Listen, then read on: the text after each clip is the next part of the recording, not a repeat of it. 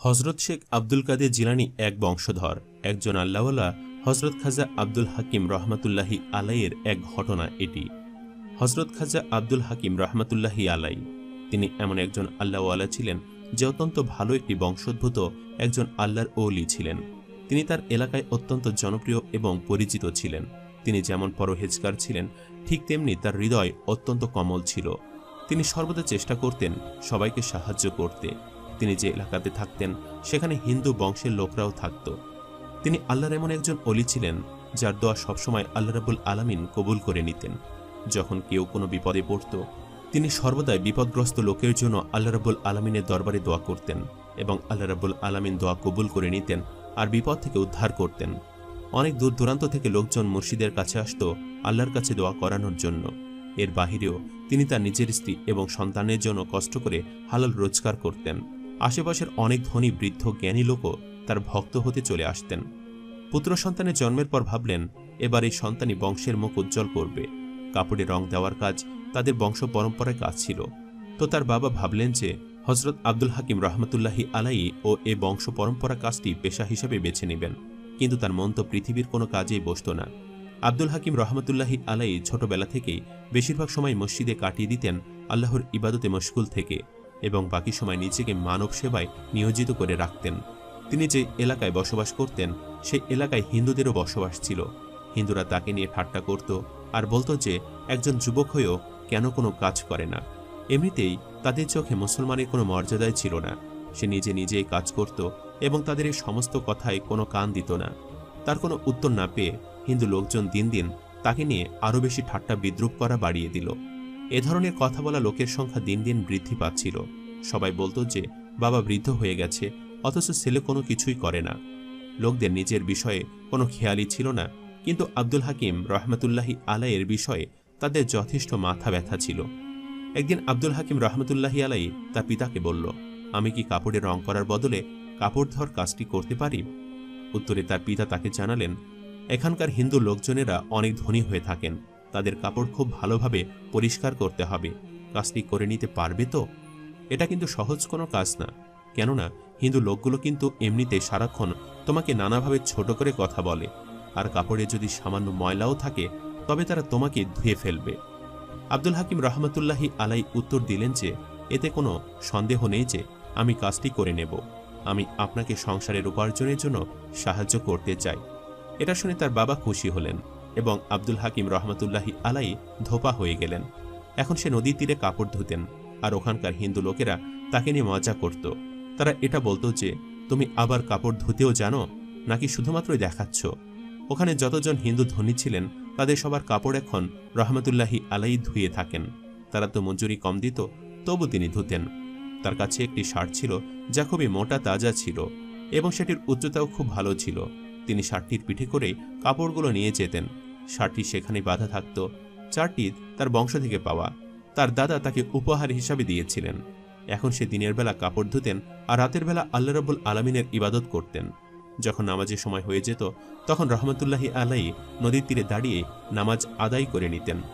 আল্লাহর ওলি তো নিজের ইমানের সাথে নিজের কাজগুলো করে নিতেন, কিন্তু যখনই তিনি নামাজের নিয়ত বাঁধতেন তো সেখানকার দুষ্টু হিন্দু লোকেরা ধোয়া কাপড়গুলোর ওপর কাদা লাগিয়ে দিত।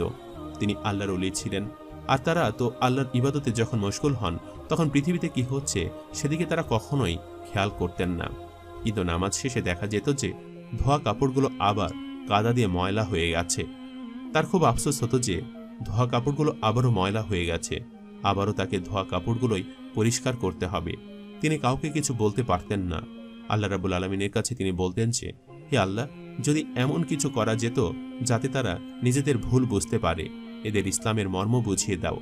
আল্লাহর ওলিরা তো কখনো কারো প্রতিবাদ করতেন না কিংবা কারো সাথে খারাপ কিছু করতে পারতেন না। তাদের শুধু চোখে পানি চলে আসত এবং আল্লাহ রাব্বুল আলামিনের দরবারে দোয়া করতেন। তিনি শুধুই আল্লাহকে বলতেন যে আল্লাহ তাদেরকে হেদায়েত করুন। একদিন আব্দুল হাকিম রহমতুল্লাহি আলাই কাপড় ধুচ্ছিলেন। এমন সময় নদীর ওই পাড়ে হিন্দু বরযাত্রী এলো, কিন্তু নদীতে কোনো ফুল না থাকায় নদী পার হওয়ার ক্ষেত্রে তারা সমস্যায় পড়ল। তখন বরযাত্রী থেকে একজন বলে উঠল, এই ধোপা, তোমাকে তো অনেক বছর যাবৎ এখানে কাপড় ধুতে দেখি, আজও পর্যন্ত কি এখানে কোনো পুল বানাতে পারলে না যা দিয়ে নদী পারাপার হওয়া যায়? এ কথা শুনে আব্দুল হাকিম রহমতুল্লাহি আলাই বললেন যে, নদীতে তো নৌকা আছে, নৌকা দিয়ে তো তোমরা খুব সহজে নদী পার হয়ে যেতে পারো, নৌকা দিয়ে পার হও। তখন বরযাত্রী থেকে একজন বলে উঠলেন যে, এতগুলো মানুষ কিভাবে নৌকা দিয়ে পার হবে? মাঝপথে নৌকা ভেঙে সবাই পানিতে ডুবে মারা যাব। তারা মজা করে বলতে লাগলো, আমাদের পারাপারের জন্য তো পুলি দরকার হবে। একথা শুনে রহমতুল্লাহি আলাই বললেন, দাঁড়াও, নামাজের সময় হয়ে গেছে, আমি আগে নামাজ পড়ে নেই, তারপর তোমাদের জন্য ফুল বানাচ্ছি। এ কথা শুনে বরযাত্রী লোকজন ঠাট্টা করতে লাগলো, বলল, বাহানা না করে যেটা বলেছ পারলে সেটা করে দেখাও। কিন্তু রহমতুল্লাহি আলাই আগে নামাজ আদায় করলেন। এরপর তার ধুয়ে রাখা কাপড়গুলোকে বললেন, হে কাপড়েরা, তোমরা একটি একটি করে পাশাপাশি বসে পুল হয়ে যাও। কাপড়গুলো তার কথা অনুযায়ী আল্লাহ রাব্বুল আলামিনের ইশারায় পুল হয়ে গেল। যদি হিন্দুরা বিশ্বাসী হতো তবে তারা তখনই ঈমান আনত, কিন্তু বিশ্বাসী না হয়ে তারা বলতে লাগলো, নিশ্চয়ই এই ধোপা জাদু জানে বা জাদু করেছ। এবার রহমতুল্লাহি আলাই বলল, বরযাত্রীদেরকে তোমরা এই পুল দিয়ে পার হয়ে যাও। তখন বরযাত্রী লোকেরা বলে উঠল, এই কাপড়ের ফুল দিয়ে যদি কিভাবে পার হব? ও আচ্ছা, আমাদের সবাইকে ডুবিয়ে মারার চেষ্টা করছো তুমি, তাই না?